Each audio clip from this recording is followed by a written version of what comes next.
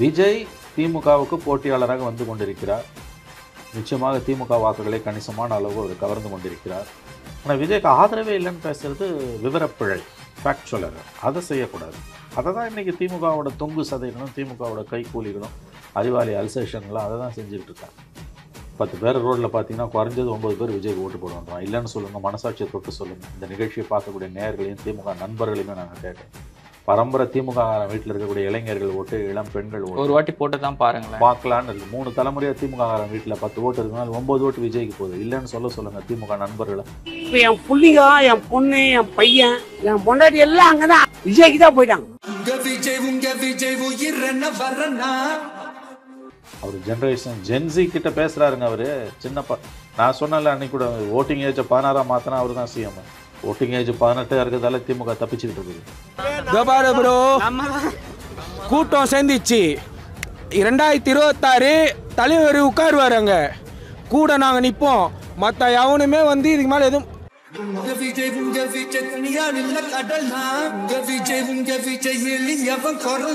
புதுசா கட்சி ஆரம்பிக்கிறவங்க, அதுவும் செல்வாக்கு மிக்கவர்களாக கருதப்படுபவர்களுக்கு காவல்துறை எவ்வளவு இடையூறுகளை ஏற்படுத்த முடியுமோ அந்த இடையூறுகள் தான் இப்போ ஏற்படுத்தப்படுகின்றன. ஒரு அரசியல் கட்சி தலைவர் 20 நிமிஷம் தான் பேசணும், 25 நிமிஷம் பேசணும்னு காவல்துறை நிபந்தனை விதிப்பது என்பது கடந்த காலங்களில் பார்த்தறியாத ஒன்று. அது என்ன மாதிரியான அணுகுமுறை இது? ஒரு ஜனநாயக நாட்டில் ஒரு அரசியல் கட்சி தலைவரை நீங்கள் இவ்வளோ நிமிஷம் தான் பேசணும்னு சொல்கிறதுக்கான உரிமை போலீஸுக்கு எது? இங்கிலீஷ்காரன் காலத்தில் வாய்ப்பூட்டு சட்டம் தாங்க இது. அவர் சொன்ன மாதிரி பாஜக பாசிச கட்சினா நீங்கள் என்னன்றது நியாயமான கேள்வி தான். ஒவ்வொரு முறையும் ஆர்ப்பாட்டம் போராட்டம்னா 100 தடவை போய் அனுமதி கேட்க வேண்டியது. ஒன்று ஞாபகம் வச்சுக்கோங்க, அடிக்க தான் பந்து மேலே எழும்பும்.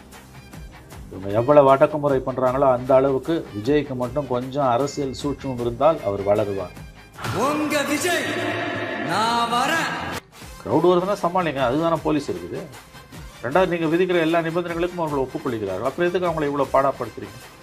இப்படிலாம் நீங்கள் விஜயை ஹேண்டில் பண்ண நினைத்தா சாரி, திமுக தோல்வி அடையும். பார்த்துக்கிட்டே இருங்க. அடுத்த வருஷம் இது வரைக்கும் தமிழ்நாடு சந்திக்காத ஒரு வித்தியாசமான ஒரு தேர்தலை சந்திக்கும். எடப்பாடி பழனிசாமிக்கு நீ எந்த நிபந்தனையும் விதிக்கல. இவ்வளோ நிமிஷம் தான் பேசணும், வண்டிக்குள்ளே தான் உட்காந்துக்கணும்லாம் சொல்லலை. இவருக்கு மட்டும் ஏன் விதிக்கிறீங்க? ரோட் ஷோ வந்து நீங்கள் ஸ்டாலின் ரோட் ஷோ போகிறாரு, உதயநிதி ரோட் ஷோ போகிறாரு, ஏன் விஜய்க்கு அனுமதி கொடுக்க மாட்டேன்றீங்க? விஜயை பார்த்து திமுகவும் திமுக தலைமையும் கண்டிப்பாக அவர்கள் அஞ்சி நடுங்குகிறார்கள் என்பதற்கான வெளிப்பாடு தான். இல்லைன்னா எதுக்கு இவ்வளோ கட்டுப்பாடு விதிக்கிறேன்? 13ஆம் தேதியிலேருந்து டிசம்பர் வரைக்கும் அவர் எல்லா மாவட்டங்களுக்கும் சுற்றுப்பயணம் போகிறாரு. 15 வாரங்கள் போகிறாரு. எவ்ரி சாட்டர்டே போகிறாரு. ஒரே ஒரு தடவை மட்டும் சண்டே போகிறாரு. வார இறுதி நாட்கள். சில பேர் ராசி பார்த்து சனிக்கிழமை போகிறாரு.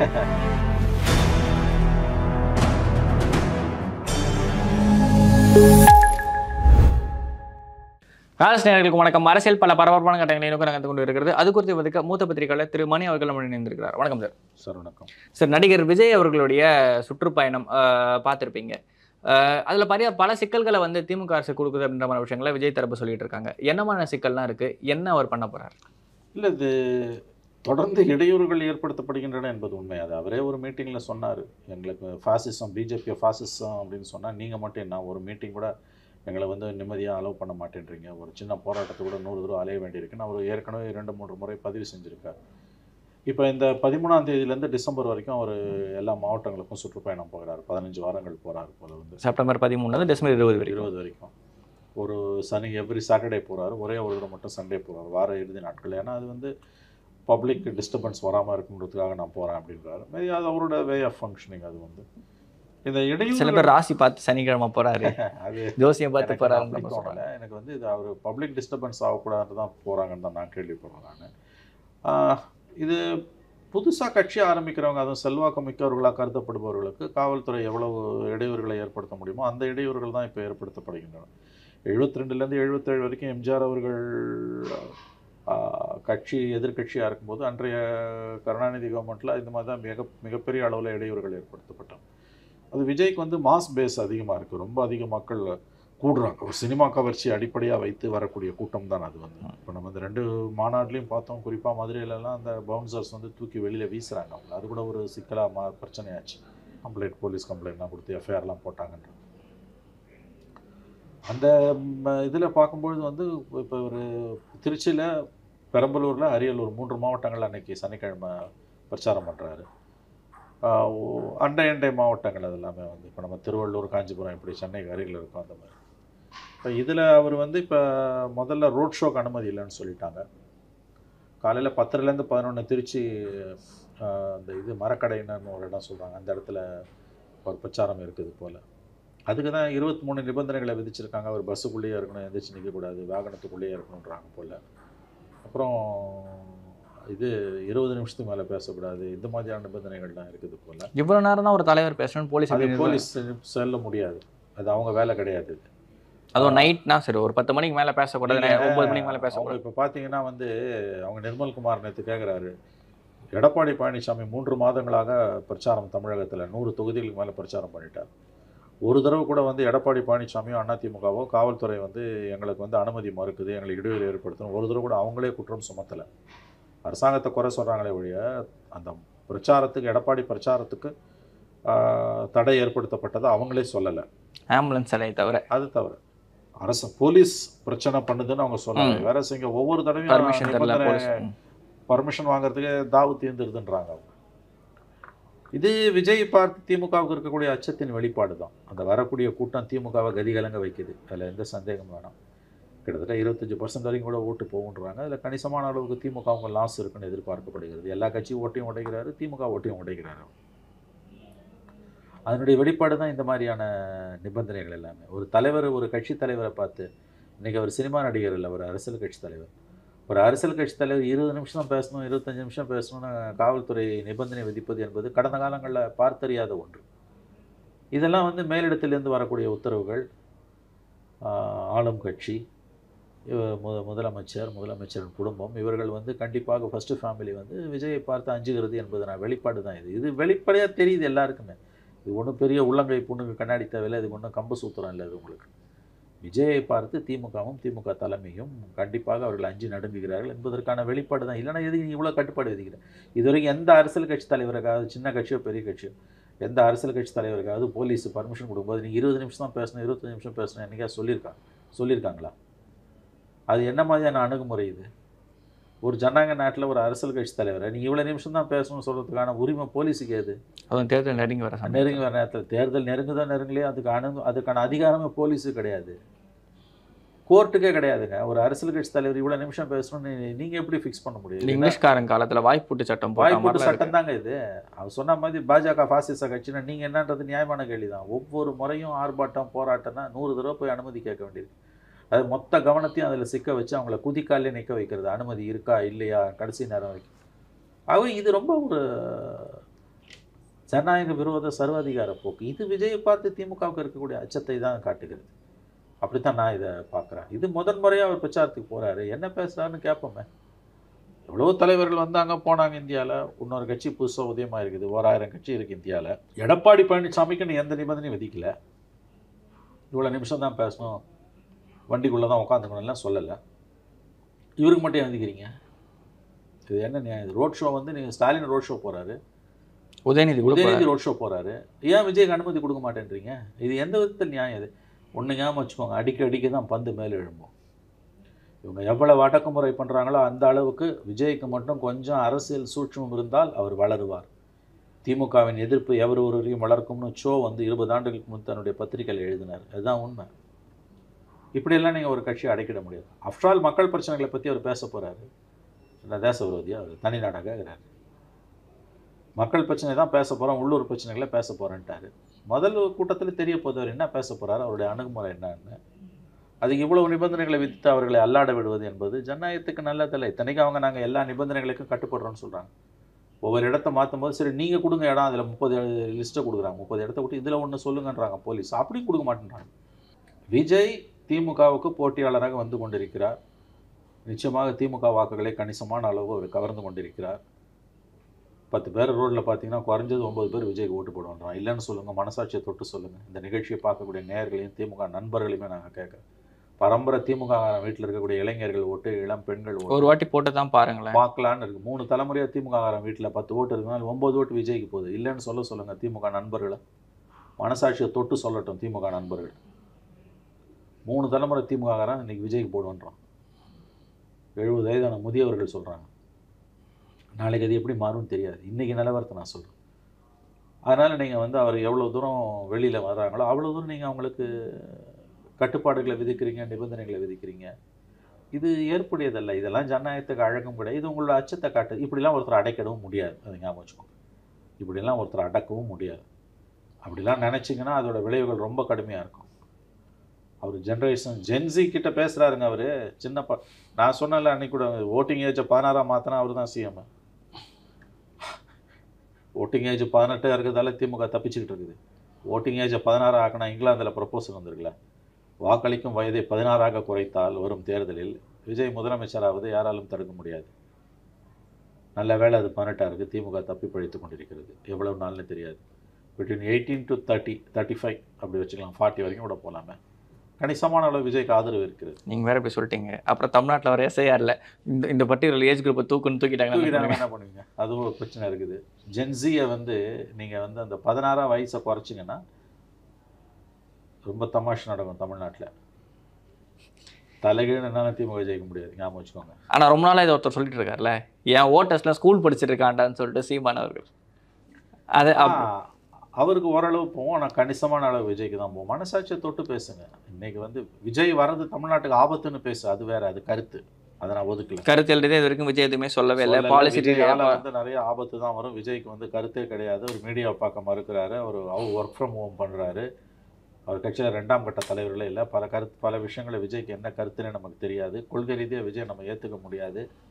அவர் நாக்பூர் பிரதிநிதி. அந்த மாதிரிலாம் நீ ஏதாவது பேசு, அதில் வந்து நம்ம விவாதிப்பதற்கு நிறைய விஷயங்கள் இருக்குது.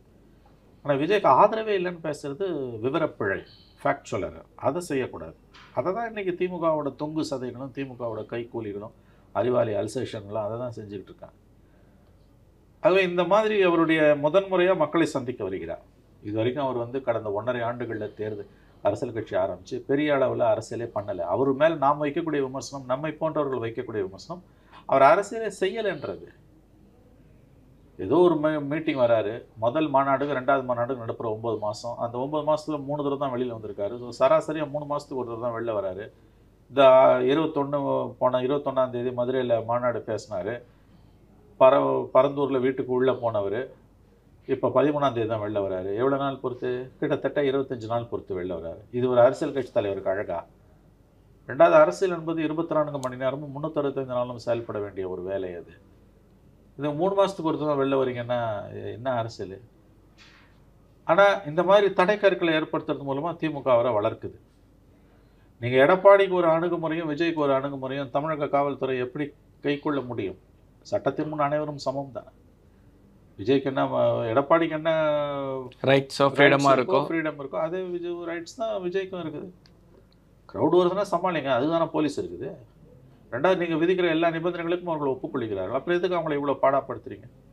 இப்படிலாம் நீங்கள் விஜயை ஹேண்டில் பண்ணணும்னு நினைத்தா ஐம் சாரி, திமுக தோல்வி அடையும். அதுவே ஒரு பெரிய நெகட்டிவாக மாறும். பந்து அடிக்க மேல் எழும்புங்க. அது இன்றைக்கி மக்கள் மிக அதிக அளவில் தமிழ்நாட்டில் ஆன்டி இன்கம்பன்சி இருக்குது. எதிர்கட்சிகளுக்கு இமேஜினேஷன் இல்லை, புத்தி இல்லை. மீடியா திமுக காலடியில் உட்காந்துருக்கு. அதனால் திமுக கவர்மெண்ட்டோட வண்டி ஓடுது. எதிர்கட்சிகள் கிட்ட ஒரு ஸ்திரத்தன்மை இல்லைல்ல. யாரோட இருக்கான்னு தெரியல, கட்சி இருக்குமானும் தெரியல. இனோவேட்டிவாக உங்களால் போராட்டங்களை வடிவமைக்க முடியல, முன்னெடுக்க முடியல. அதனால தானே ஒரு புது பிளேயர் இந்த அரசுக்கு எதிராக பேசும்போது மக்கள் வந்து அதை வரவேற்கிறாங்க. திமுக அரசுக்கு எதிராக எடப்பாடி பழனிசாமியோ, அண்ணாமலையோ, நயினார் நாகேந்திரனோ, அன்புமணி ராமதாஸோ ஒரு குற்றச்சாட்டு வைக்கும் பொழுது மக்கள் மத்தியில் அதற்கு கிடைக்கக்கூடிய ஆதரவு என்பதை விட விஜய் வைக்கும் பொழுது அதற்கு ஆதரவு பல மடங்கு கூடுகிறது. ஏன்? நம்பகத்தன்மை. இவங்க எல்லாரும் மேலேயும் மக்கள் நம்பிக்கை எழுந்துட்டாங்க. ஸ்டாலின் அங்கிள் அவர் சொல்லும்போது எதுக்கு வந்து கை தட்டுறான்? இன்னைக்கு வந்து அப்பான்னு ஒரு பிம்பத்தை உருவாக்கியிருக்கீங்க, தாயுமானவர்னு ஒரு பிம்பத்தை நீங்கள் உருவாக்கியிருக்கீங்க. அது உடைக்கப்படுது. அது அன்னைக்கு ஒரு மீட்டிங்கில் அவர் பேசினார், அதோட அவர் விட்டுணும். போராடலாம் ஸ்டாலின் அங்கிள்னு பேசினா என்ன கேட்டிங்கன்னா அது தவறு, அது தவிர்க்கப்படணும். அது அநாகரிகமாக போயிடும். அன்னைக்கு ஒரு நாளோட அதை விட்டுடணும் அவர். மற்றபடி பிரச்சனைகளை பற்றி மட்டும்தான் அவர் பேசணும். பேசுவாரான்னு நமக்கு தெரியல. அவர் பேசின பிறகு தான் நம்ம அதை எடப்பட முடியும். அந்தந்த ஊரில் போய் பேசுகிறப்ப அட்லீஸ்ட் அந்த மக்களோட பேசினா உள்ளூர் காரணிகளை பேசுன்றாரு. ஏன்னா வரப்போகிறது அசம்பிளி எலெக்ஷனு. எதிரி ஸ்டாலின் தான். திமுக வேணுமா வேணாமான்றதான் எலெக்ஷனு. இந்த அரசாங்கத்தோட குறைகளை, இந்த அரசாங்கத்தோட அலங்கோலங்களை, ஆட்சியோட அவலங்களை மக்கள் மத்தியில் பேசுறதுக்கு தான் விஜய் வராரு. அதை அவர் திறம்பட செஞ்சார்னா மக்களோட ஆதரவு அவருக்கு கிடைக்கும். மாறாக வந்து தனி மனித தாக்குதல்கள், ஆதாரம் இல்லாத குற்றச்சாட்டுகள் அவதூறுகளை பேசினார்னா மக்கள் அவரை நிராகரிச்சிடுவாங்க. Ball is in is court, அவர் தான் அதை முடிவு செய்யணும். ஆனால் அவரோட பிரச்சாரத்துக்கே தடை மேல் தடை போடுவது என்பது விஜயை வளர்க்கும். பேச விட்டா தானே பெரிய என்ன பேசுறாங்கன்னு தெரியும். பேசவே விடல. நீங்க வந்து ஒரு பந்து அடிக்கெடுக்க மேலெழும் என்பதை திமுக அரசு உணர்ந்து கொள்ள வேண்டும். ஓகே சார், ஏன் விஜயோட கூட்டணி வைக்கக்கூடாதா அப்படின்ற மாதிரி ஒரு ஸ்டாண்டை டிடி அவர்கள் எடுக்கிறாரு, ஒரு விஷயத்தை பேசுறாரு. எடப்பாடியை நான் ஏன் சிஎம் ஆகணுன்ற மாதிரியான கேள்விகளை கேட்குறாரு. என்டிஏ அலையன்ஸ் ஸ்ட்ராங்காக இருக்க மாதிரி தான் இருந்துச்சு, ஆனால் இப்போ கொஞ்சம் கொஞ்சமாக உடஞ்சி போயிட்டு இருக்குல்ல. இது எதை நோக்கி நகர்கிறது சார்? நான் ஃபீல் பண்ணுறது என்ன சார், இப்போ வந்து பிஜேபி கவனம் முழுவதும் பீகாரில் இருந்துகிட்டு இருக்கு. நவம்பரில் தான் பீகார் எலெக்ஷன். அக்டோபரில் நோட்டிஃபிகேஷன் வந்துடும். பை அக்டோபர் எண்டு நவம்பரில் தான் நமக்கு பீகார் எலெக்ஷன்ஸ். அநேகமாக நவம்பர் எண்டில் தான் இந்த ப்ராசஸ் முடியும் நான் எதிர்பார்க்குறேன். டிசம்பரில் தான் தமிழ்நாட்டின் பக்கம் பாஜகவின் கவனம் திரும்பும். அவங்க ஒன்றிணைந்த என்டிஏவை இன்னமும் நினைத்தால் பிஜேபியால் உருவாக்க முடியும். அவர்கள் உருவாக்குவார்கள். அவர்கள் கவனம் இந்த பக்கம் திரும்பும் பொழுது நடக்கும் தான் நான் நம்புகிறேன். அது வரைக்கும் நீங்கள் விளையாட்டு அது வரைக்கும் அடிச்சுன்னு என்ன வேணால் அவங்கன்னு விட்டாங்க. அவங்க ரேடாரில் தமிழ்நாடு இல்லைங்க. அப்பப்போ சில பின்பிரிக்ஸ் கொடுக்குறாங்க, எல்லாம் பண்ணுறாங்களே ஒழிய, சில குடைச்சல் கொடுக்குறாங்க. இப்போ செங்கோட்டையை போய் அமித்ஷா பார்த்துட்டு வந்தார், அந்த மாதிரியான குடைச்சல் கொடுக்குறாங்களே ஒழிய அவர்களுடைய முழு கவனம் இந்த பக்கம் இல்லை. இன்னொன்று, ஓபிஎஸ்ஓ டிடிவியோ, குறிப்பாக டிடிவி அமித்ஷா சொல்லை மீறி அவங்களால் போக முடியாது. அவர்களுக்கு நிர்பந்தங்கள் இருக்கின்றன. எலெக்ஷன் கமிஷன் கேஸ்லேருந்து பல விஷயங்கள் இருக்கின்றன. பல நிர்பந்தங்கள் அவர்களுக்கு இருக்கின்றன. யார் மத்தியில் ஆட்சி செய்தாலும் அவர்கள் சொற்படி கேட்டு நடப்பது தான் இவர்கள் 2 பேருக்கும் இருக்கக்கூடிய ஒரே ஆப்ஷன். முக்கால்வாசி சின்ன கட்சிகளுக்கு இருக்காது அப்சல்யூட்லி. அதனால் இவங்களால் அது யுனைடெட் என்டிஏ உருவாக்கணும்னு அமித்ஷா நினைச்சாருன்னா இன்க்ளூடிங் தேமுதிக அவங்க இழுத்துருவாங்க. அவங்க நினைக்கல, இது வரைக்கும் கொஞ்சம் ஆடி பார்க்கட்டுன்னு விட்டு வச்சுருக்காங்க. இவங்களால் அந்த பக்கம் போகவே முடியாது. ஏடிஎம்கேவை வளைக்க முடிஞ்சவங்களால இந்த குட்டி கட்சிகளை வளைக்க முடியாதா? ரெண்டாவது, இவங்களை எல்லாரும் போய் திமுகவில் சேர முடியாது. சிபிஆருக்கு வாழ்த்துக்கள் சொல்லியிருக்காங்க பிரேமலதா. சசிகலாவும் வாழ்த்து சொல்லியிருக்காங்க. இதுலேருந்தே நாம் புரிந்து கொள்ளலாம் இவர்கள் யார் என்பதை. ஒன்றுபட்ட என்டிஏ உருவாக வேண்டும் என்று உண்மையிலேயே அமித்ஷா முயற்சி செய்யும் பொழுது பை டிசம்பரில் அது ஆரம்பிக்கும். கண்டிப்பாக இவர்கள் எல்லாம் ஆங்கிலத்தில் சொல்கிற மாதிரி they will fall in line. இவங்களுக்கு வேறு ஆப்ஷன் கிடையாதுங்க திமுகவை எதிர்த்து. ஏன்னா திமுக அலையன்ஸ் இஸ் வெரி ஸ்ட்ராங். திமுக அலையன்ஸில் 26 எந்த சேதாரமும் வராது, நான் உறுதியாக நம்புகிறேன். காங்கிரஸோ லெஃப்டோ விசிக்கோலாம் வெளியில் போகவே மாட்டாங்க. விஜய் கூட காங்கிரஸ் போனால் காக்கன் புல் ஸ்டோரி, அதுக்கெல்லாம் வாய்ப்பே கிடையாது. அவங்களோட alliance intact. 1 or 2 smaller party சேரலாமே வழியாக அங்கேருந்து யாரும் வெளியில் போக வாய்ப்பு. கருணாஸ் கூட இப்போ சீட்டு கிட்ட உட்காந்துட்டு அவ்வளோதான். மற்றவங்கெல்லாம் ஒன்றுமே பண்ண முடியாது. இவங்க கூட்டணி தான் ஏகப்பட்ட அடிதடி. செங்கோட்டை விஷயம்லாம் கட்சிக்கு பெரிய பாதிப்பு தான் அவங்களுக்கு. வந்து செங்கோட்டை பக்கம் நியாயம் இருக்குது. ஆனால் எடப்பாடியை சேலஞ்ச் பண்ணி அமித்ஷா கிட்ட போய் அவர் போனதுன்றது அன்அக்செப்டபிள். ஒரு லீடர் எப்படி சேலஞ்ச் பண்ண முடியும்? ஒரு கெடு வச்சதே தப்பு. ரெண்டாவது வந்து ஒரு கோரிக்கைன்னு எடுத்துருக்கலாம். எதுக்கு அமித்ஷாவை கொண்டு வந்து இன்வால்வ் பண்ணுறேன்? அதுவும் வேற இடத்துக்கு போறேன்னு சொல்லிட்டு அமித்ஷா கதை. இது உங்கள் உட்கட்சி பிரச்சனை எதுக்கு அங்கே தூக்கிட்டு போகிறேன்? அதே மாதிரி ஏப்ரல் 11ஆம் தேதி நடந்த இடத்துல வந்து பார்த்தீங்கன்னா அது உள்கட்சி விவகாரத்தில் தலையிட மாட்டேன்னு அமித்ஷா சொல்லிட்டாரு. அப்புறம் திருப்பி நீங்கள் போகிற ஒரு கேள்வி இருக்குல்ல, எந்த யாருடைய உட்கட்சி விவகாரத்திலும் நாங்கள் தலையிட மாட்டோன்னு அவர் சொல்லிட்டாரு. அப்புறம் எதுக்கு நீங்கள் போகிறீங்க? அமித்ஷா கிட்ட சொல்ல போறீங்களா இல்லை அமித்ஷா சொன்னதை செஞ்சுட்டான்னு சொல்ல போறீங்களான்னு ஒரு கேள்வி இருக்குல்ல. நீங்கள் சொன்னதை செஞ்சால் நான் பொறுப்புலேருந்து நீக்கிட்டாரு, நான் கட்சியிலேருந்து நீக்க போகிறாரு, நான் காப்பாற்றுங்கன்னு எஸ்ஓஎஸ் வாங்க, சேவ் அவர் சோல்ஸ் குரல். இல்லை, இது ஒரு 3-4 வருஷத்துக்கு முன்னாடி ஓபிஎஸ் பண்ணார்ல. அதை தாங்க சொல்கிறேன். ஓபிஎஸ் நடந்ததை பார்த்தும் இவருக்கு புத்தி வரலன்னா யார் காப்பாற்ற முடியும்? குருமூர்த்தி சொல்கிறத கேட்டு நீங்கள் நடுத்தரில் நிற்கிறாரு ஓபிஎஸ். செங்கோட்டையனை தான் இவ்வளோ பேசுகிறாரு. நாளைக்கே கட்சியிலேருந்து செங்கோட்டையனை எடப்பாடி தூக்கிட்டாருன்னு வச்சுக்கோங்க. கட்சியில் இருக்க வரைக்கும் தான் உங்களுக்கு மரியாதை. இந்த 100 பேர் வரலாம், 1000 பேர் வரலாம், கதை அழைக்கிறீங்களா? அந்த சின்னத்துக்கு அந்த பிராண்டுக்கு தான் மரியாதை. ஒன்று சைபர்னாரு திருநாகர் சொன்னார். அம்மா ஒன்று மற்றெல்லாம் சைபர்னாரு. இங்கே ரெட்டையில் ஒன்று மற்றெல்லாம் சைபர். ரெட்டையில் யார்கிட்ட இருக்கோ அவங்க தான் அதிமுக. சீதருக்கு இடம் தான் ராமனுக்கு அயோத்தின்ற கதைன்னுவாங்கல்ல, அந்த கதை தான் இது. ஒன்று மற்றெல்லாம் சைபர். அம்மா ஒன்று மற்றெல்லாம் சைபர். எத்தனை சைபர் போட்டாலும் அதெல்லாம் சைபர் தான். 24 மந்திரி சைபர் தான். நம்ம ரெட்டையில் தான், மற்றெல்லாம் சைபர் தான். கட்சியை விட்டு ஒன்ஸ் வெளியில் போட்டாங்க. இப்போ பொறுப்புலேருந்து தான் சார் நீக்கியிருக்காரு. அதிமுகவோட அடிப்படை உறுப்பினர்லேருந்து செங்கோட்டையனை 6 வருஷத்துக்கு நீக்கிட்டாருன்னு வச்சுக்கோங்க. நிரந்தரமாகவே நீக்கிடுறாரு. கட்சிக்காரர்கள் யாரும் தொடர்பு வைத்துக் கொள்ளக்கூடாதுன்னு ஒரு அறிவிப்பு ஒன்று வெளியிட்டா போதும். எங்கே போவார் செங்கோட்டை? அந்த ஆபத்து இருக்குல்ல. கட்சி பிரச்சனை. இன்னொன்று, உங்கள் கட்சி பிரச்சனையை போய் அமித்ஷா கிட்ட பேசிட்டீங்கன்னா எடப்பாடி எப்படி அதை ரசிப்பார்? அது அவர் அத்தாரிட்டியை சேலஞ்ச் பண்ணுறதில்ல. திமுகவில் ஒரு பிரச்சனை. ஏற்கனவே போயிட்டு நிர்மலா சீதாராமனை சந்திக்க போய் தான் அந்த ஏப்ரல் 11 மீட்டிங்கு அவசர அவசரமாக நடக்கும். எந்த கட்சியும் அனுமதிக்குமா? இப்போ திமுகவில் வந்து நாளைக்கே ஒரு பிரச்சனை வருது, எதிர்கட்சியாக இருக்கும்போது மத்தியில் காங்கிரஸ் இருக்குது, ஸ்டாலினை எதிர்த்து நேரு போகிறாரு, போய் மத்தியில் ஒரு மந்திரியை பார்த்து பேசுவார்னா ஸ்டாலின் விட்டுருவாரா?